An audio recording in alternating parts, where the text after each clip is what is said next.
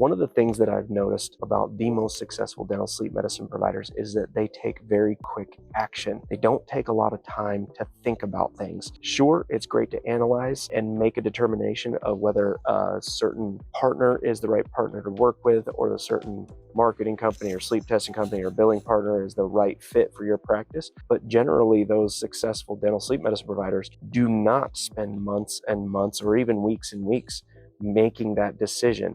They gather all of the information in a single sitting and they analyze it very quickly and they make the decision. It's almost like the process of ready, fire, aim, or rather ready, fire, re-aim.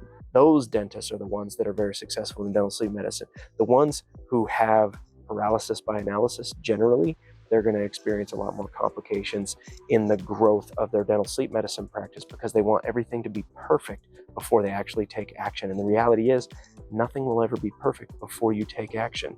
So why not just take action and course correct as needed? You're going to find a lot more success and you're going to find it a lot quicker that way.